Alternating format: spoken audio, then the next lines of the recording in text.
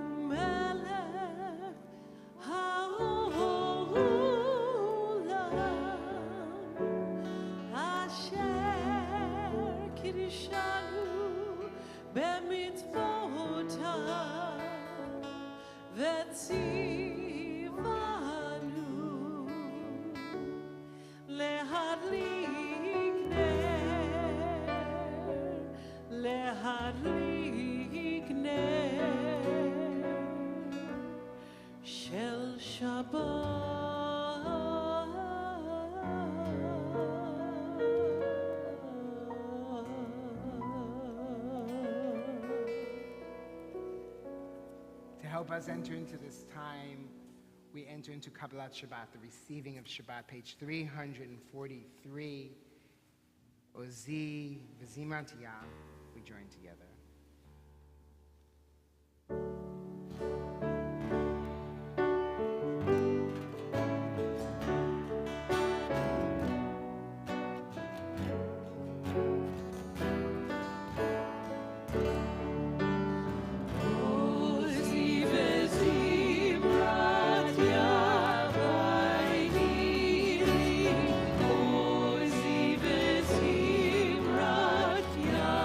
Bye.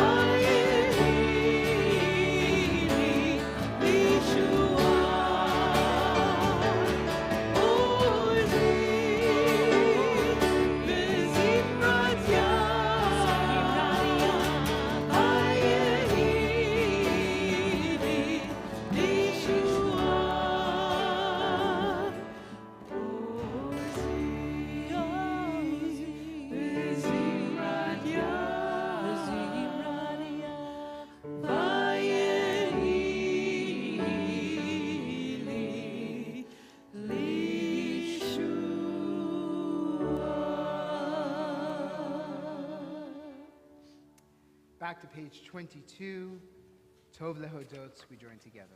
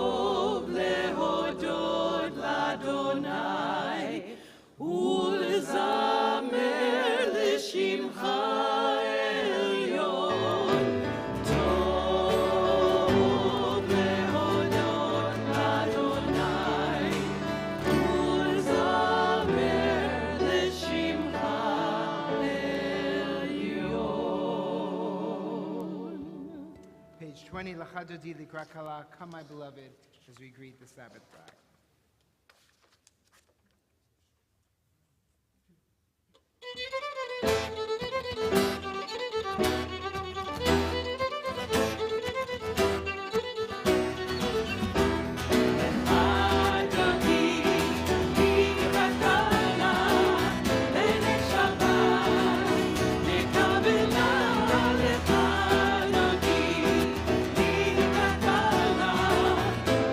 Shabbat.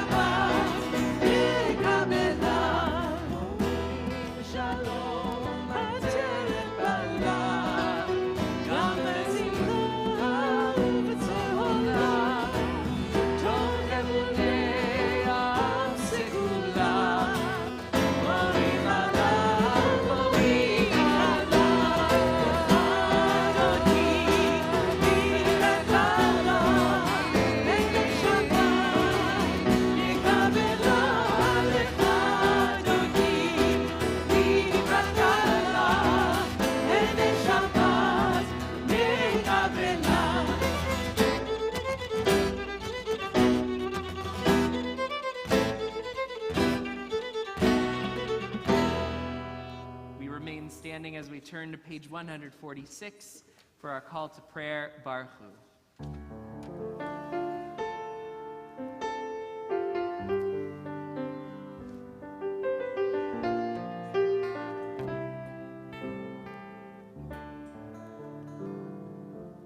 Baruch Hu et Adonai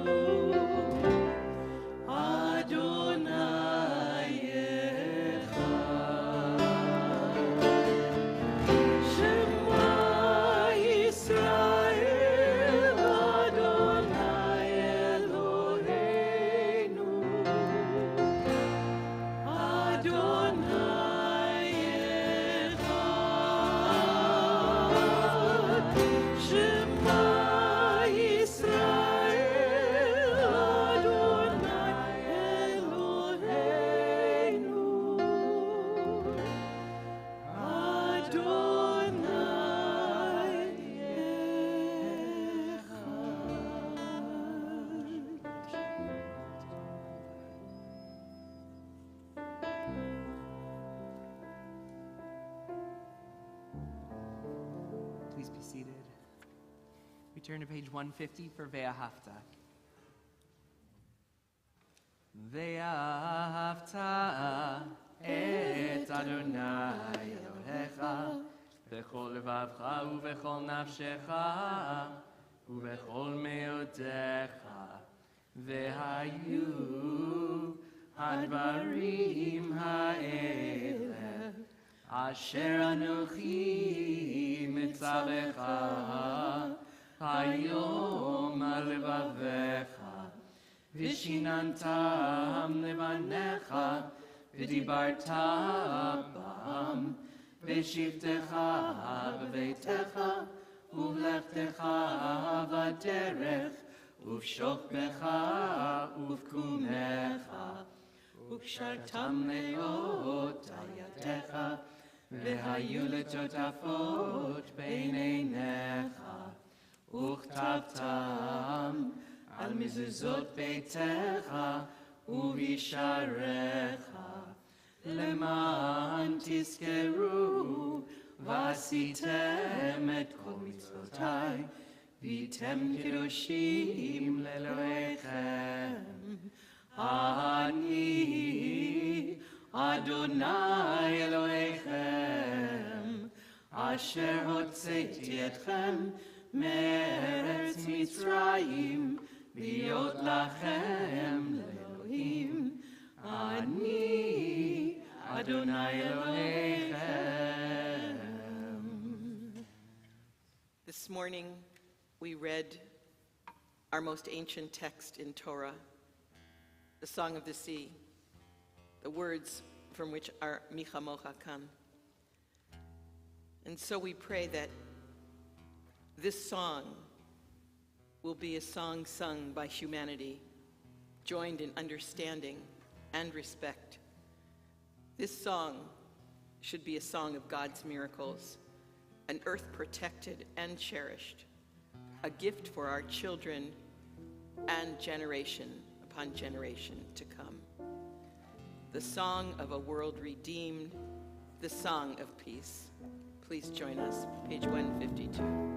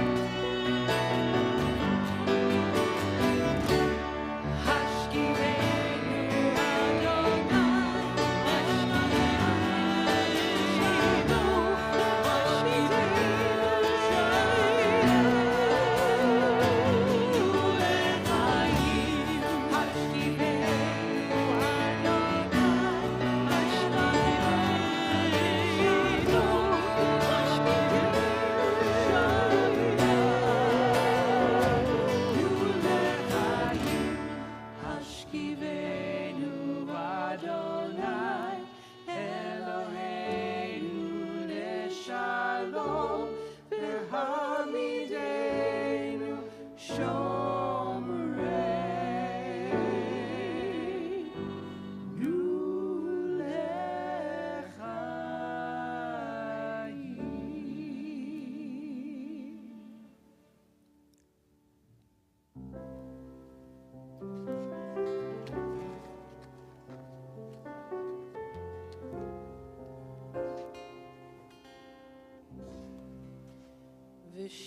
V'shameru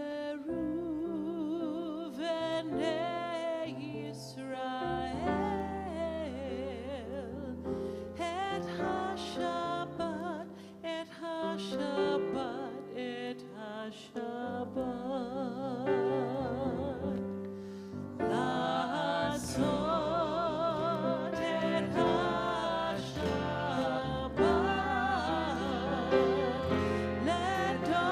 לדורותם, לדורותם, ברית עולם.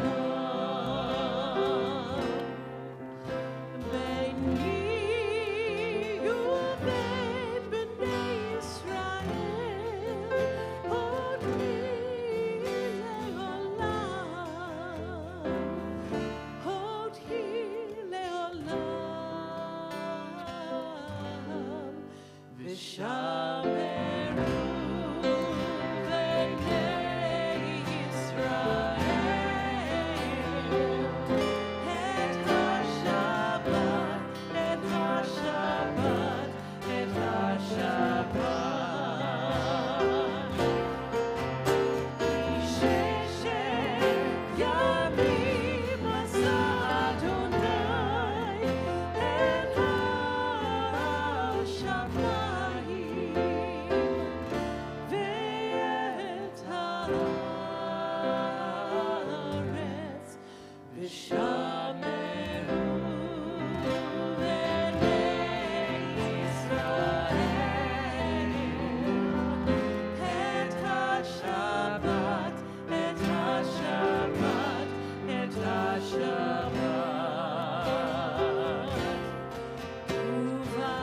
וביום השביעי שבת, ויהי נפש, ויהי נפש.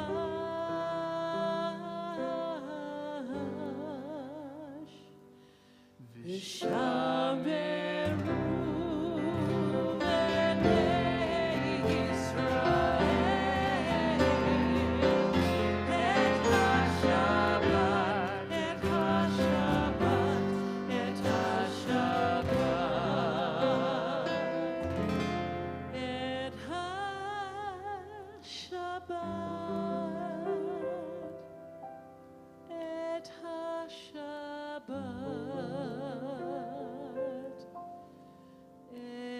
את השבת.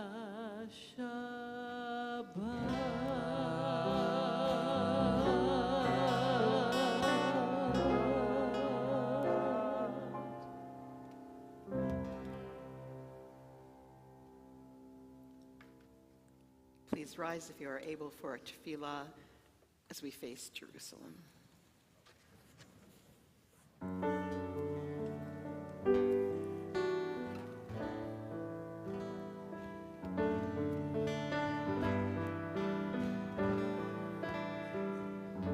Show me how to pray. Wash my fears away when my thoughts are clear. Adonai is near.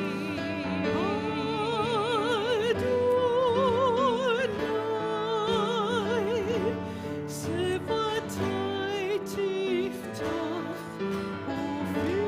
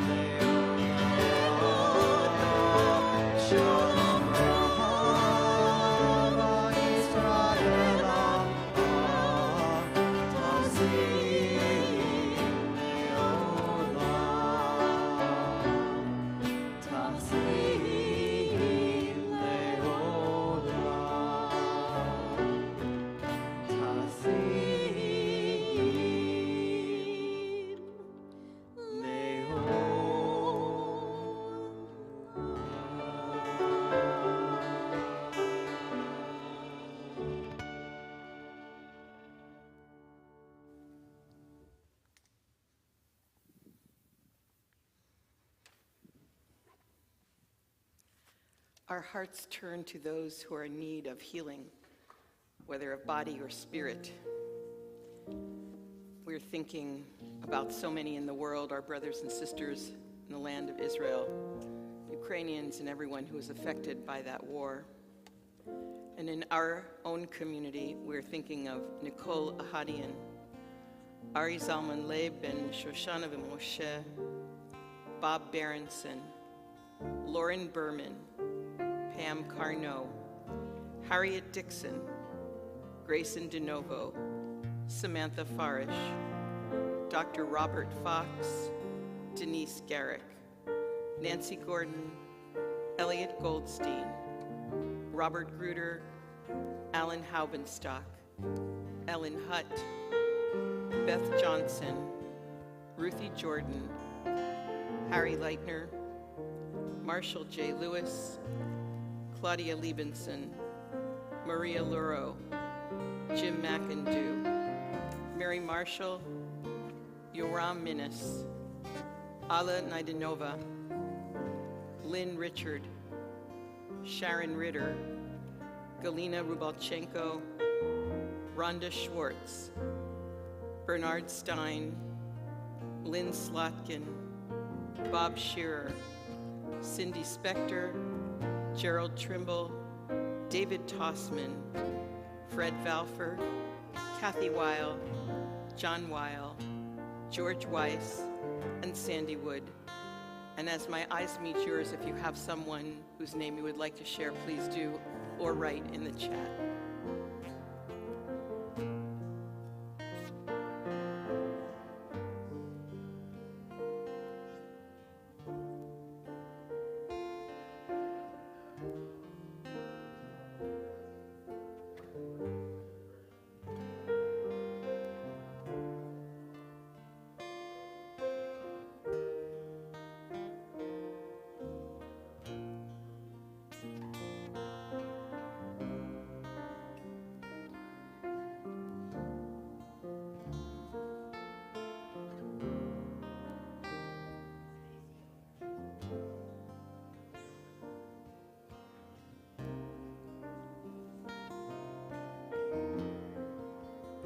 We join together, Misha Berach.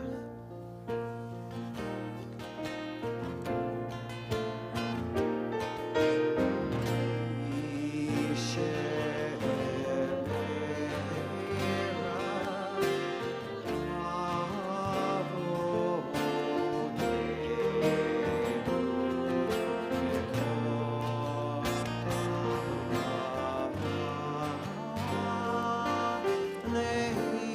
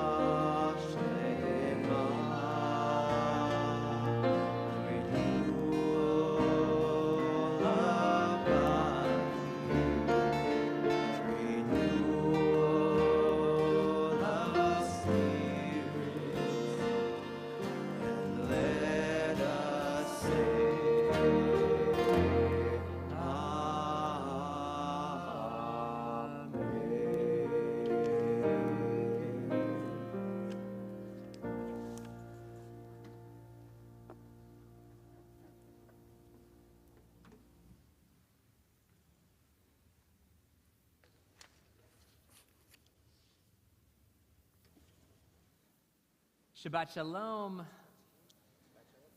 If you're still celebrating, Chag Sameach.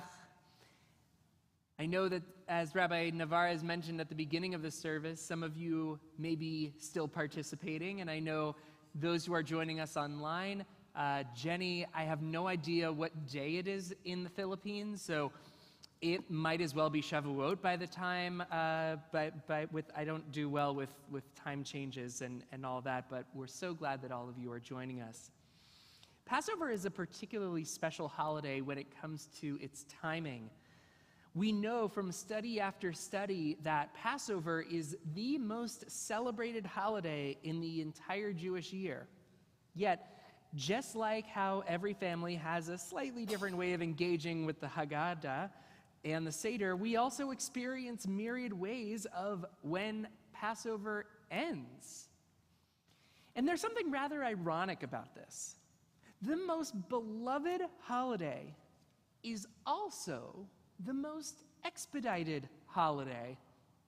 Although it says in the Haggadah that we should expound at great lengths about the meaning of the Exodus story and the symbols of the Seder, many families turn to Haggadot that end the Seder as quickly as possible. There's the famous 30-minute Haggadah. There are children's Haggadot that families use long after the children are the author's intended age. And even at our congregational Seder last week, when we announced that we were moving from page 18 to 35, someone audibly said, "All right." When it comes to how many days someone observes Passover, many take a similar quickened approach. For some, whenever their last Seder is over, Passover is effectively over and they return to eating chametz. Another family told me about how they go to Palm Springs for Passover with their family. And as soon as they get back into the car to head home, Passover is over, no matter what day in the week their return trip happens to fall. The Torah notes that Passover is 7 days, with festival days at the beginning and the end. Yet in the Jewish world that developed after the destruction of the temples and the Babylonian exile, communities were not sure if the festival day had been announced or not, so they would keep the festival for 2 days. Tradition notes that Hillel the Nasi from the 4th century of the Common Era fixed the calendar so that new months and holiday dates could be calculated ahead of time by anyone. Nevertheless, rabbinic authorities decreed that diaspora communities continue to observe 2 days of holidays for 2 reasons. 1, to preserve their ancestral custom. 2, out of fear that non-Jewish authorities might prohibit Torah study, and diaspora Jews would no longer know how to reliably calculate the calendar. It's also important to note that this is a rabbinic law, as opposed to a Torah law. And while Orthodox and conservative Jews still observe Yom Tov Sheni Shel Galuyot, the second festival day in the diaspora, Reform Judaism abolished this custom all the way back in 1846, noting these second-day festivals, quote, have no more validity for our time. Yet, as articulated in a Reform responsa on the question of second-day festivals, communities may find them an appropriate and desirable expression of our Jewish consciousness. When a particular observance strikes us as moving and meaningful, even though our founders may have explicitly excised it from their communal practice, we have no qualms about restoring it to our own. Why should it not be true with Yom Tov Sheni? Accordingly, we cannot say that a Reformed congregation is forbidden to observe the second festival day. We Reformed Jews respect the customs of our ancestors. We do not dismiss them with scorn or disdain or for no good reason. But when those customs no longer serve the purposes for which they were adopted, it makes no sense to insist they be maintained merely because they are our ancestral customs. This is especially true when maintaining them becomes counterproductive, when powerful considerations that reflect a deeply held religious values argue against their strict preservation. And we at Beth Israel do maintain some second-day festivals, namely the second day of Rosh Hashanah. The larger point, though, is what we do when confronted with practices that are different than what we observe within our own family units. Reform Judaism, since its inception, has taught and modeled the concept of informed choice. There are no religious or communal repercussions if your family's custom is to be done with Passover after Seder. Similarly, we support those who choose to keep Passover for the whole week. Just as Rabbi Navarre has mentioned, at this oneg, I believe there will be challah and matzah. But this, no? Just matzah? To make sure that we are going to the most orthodox common denominator, we only have matzah. But the larger point is this, and this is the core of Passover: freedom to. Freedom to observe Passover in ways that are meaningful, relevant, and rooted in tradition. So whenever Passover ends or ended for you and your family, I hope it was done in such a way that you were able to mark time with your family, engage in our tradition, and celebrate our freedoms. Shabbat Shalom. It's my honor to invite up Marcia Lubick, one of our member of our board of directors, for some announcements from the congregation. Hi, Shabbat Shalom. My name is Marcia Lubick. I'm a member of your board of directors, and I'm delighted to see all of you here tonight in person and also virtually.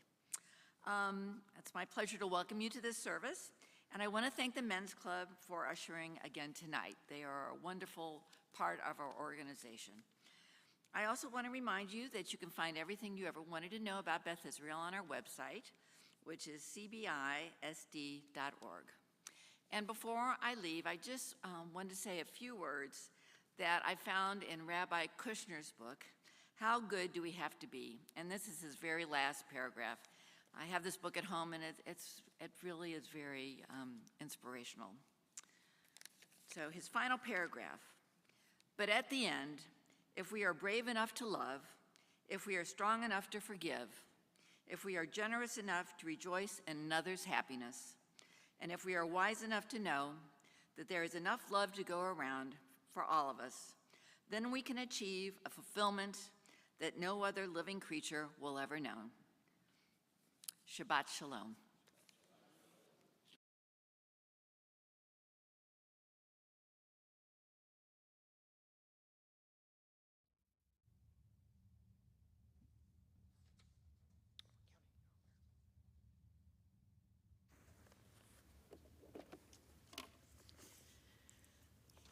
As you have heard, we are in the midst of the Omer, and we are ending tonight the first week. And this first week of Omer takes on the emotional attribute, the emotional sphera of love. We are preparing ourselves emotionally for 7 weeks to receive Torah. Imagine the Israelites, slaves, out of Egypt, and then just 49 days to get themselves ready to receive the most extraordinary books written. It's hard to get rid of a slave mentality. So little by little, one needs to strip away those feelings to be able to become new. And for us now in modern times, we need to think about where are we going as we come from a narrow place of Passover to the wildly joyful reception of Torah. So every week we count, every day we count, and we end this week of loving kindness, of chesed, and remind ourselves who we love, and how we take it upon ourselves to continue that love throughout the weeks. And so we say, Baruch atah Adonai Eloheinu melech haolam, asher kitshanu b'mitzvotav v'tzivanu al sfirat ha'omer. Hayom shiva yamim shehem shavua echad la'omer. Today is 7 days, which is 1 week of the Omer.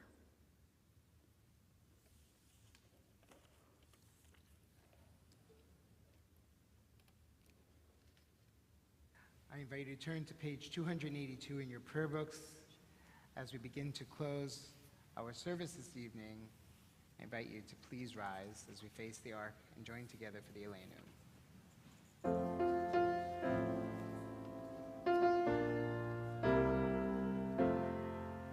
Aleinu l'shabeach l'adon hakol, l'ateit gedula liotzer bereshit, shelo asanu kigoyei haratzot, velo samanu kemishpechot ha'adama, shelo sam chelkeinu kahem,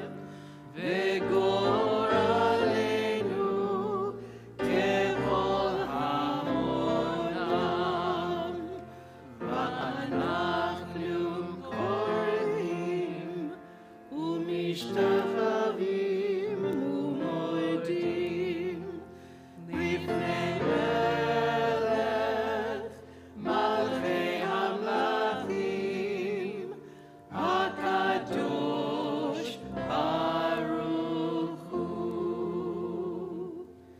ונאמר והיה אדוני למלך על כל הארץ ביום ההוא יהיה אדוני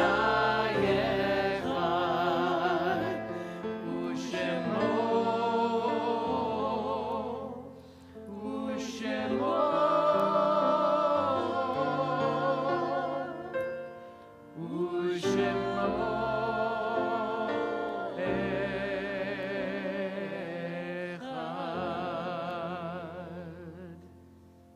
Will you please be seated? As we turn to reflect on those who we've loved and lost, those who continue to live on in our hearts and in our memories, before reciting those ancient words of Kaddish Tom, the mourner's Kaddish. If there's a name that is shared this evening, I invite you, as you think of a loved one, to rise as we recall their loving memory.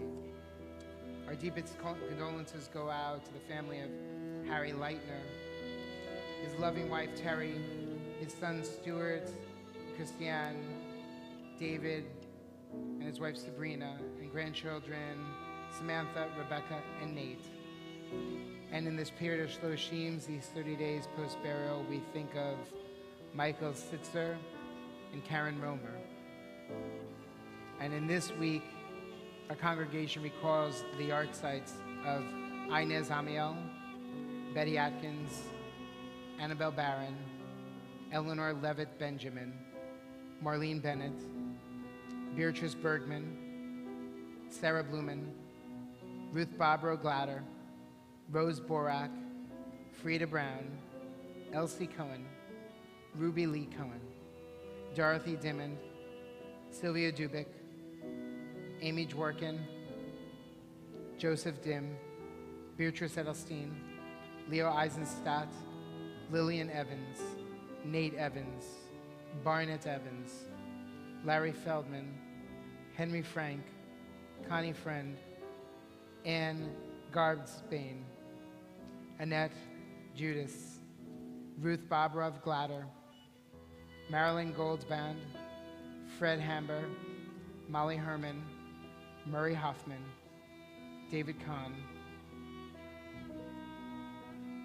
Germone Carno, Beatrice Ruth Carno, Vina Keaton, David Buddy Keaton, Marilyn Kretzer, Sandra Phyllis Landrum, Millian Langholtz, Charles Levine, Harriet Ella Lotzoff, William S. Sandy Luchheim, Beatrice Lowe, Bert Mann, Dolores Jaffe Marshall, Hannah Missner, Morris Nevin, Gisela Nevins, Audrey Newman, Irving Paulroth, Ted Petuck, Sam Ricklin, Bernard Rugo, Alice Romanoff, Yvette Rothstein, Doris Patinkin Rubin, Carl Sachs, Reba Sapowith, Anna Schlissel, Helen Mannheim Schulman, Leonard Schwendeman, Norman Seltzer,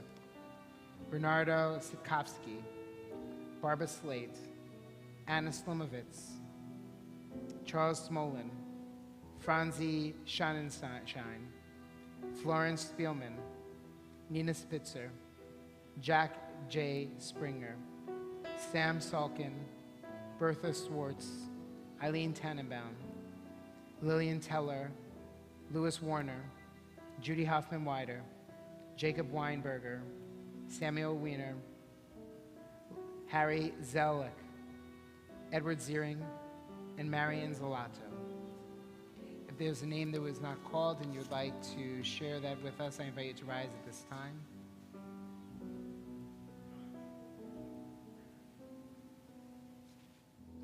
We all rise if we are able, as we join together as sacred community and recite the words of Kaddish Yatom together. Yitzgadal v'yitzgadash shmei Rabbah, Amen. Be'alma divrach chirutei ve'amlich malchutei, b'chayechon v'yomechon, u'v'chayei v'chol Beit Israel, ba'gala v'zman kariv v'imru amen. Yehei shmei Rabbah mevarach le'olam u'lamei almaya, Yitbarach v'yishtabach v'yitpa'ar v'yitramam v'yinaseh, v'yitadar v'yitaleh v'yitalal, shmei d'kudusha b'richu, le'ela mikol birchata v'shirata, tushbechata v'nechemata, damiran be'alma v'imru amen. Yehei shlama rabba min shemaya, v'chayim aleinu ve'al kol Yisrael, v'imru amen. Oseh shalom b'mromav, uyaseh shalom. Aleinu ve'al kol Yisrael, v'imru amen. Zichronam livracha, may their memories ever continue to inspire and be for blessing. As together we say, Amen. Amen. I invite you to put your prayer books down, place your arms around someone as we say thank you to Catherine, to Rebecca, to Lauren and Rich, and of course Andy and Heidi for filling our sanctuary and our interwebs tonight with beautiful, soulful music. We conclude this evening, Oseh Shalom, the words that bring into our hearts a prayer of peace for us, for this community, and the entire world. We join together.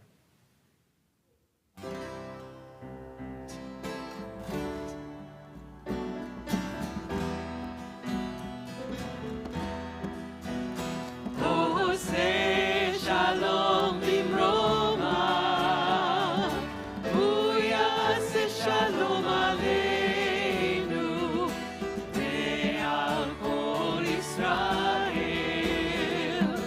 ve'al kol yoshvei tevel,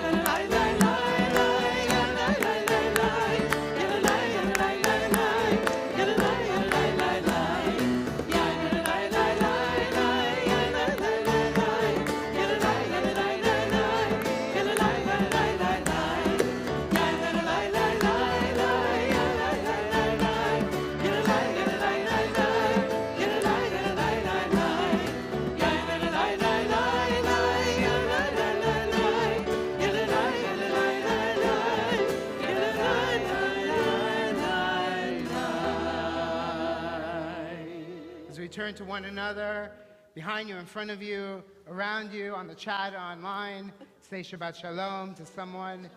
Shabbat Shalom. As we join together, our last motzi over challah in this synagogue for 5782. Over matzah? Over matzah, did I say challah? You did. Over I'm hoping. It's a hope. It's a feeling. It's a matzah of My hope. energy is moving towards the challah. It's happening. I can't. I'm gonna stay in the. Baruch atah Adonai Eloheinu melech haolam Motzi lechem min haaretz ve'avon. Shabbat Shalom. Shabbat Shalom.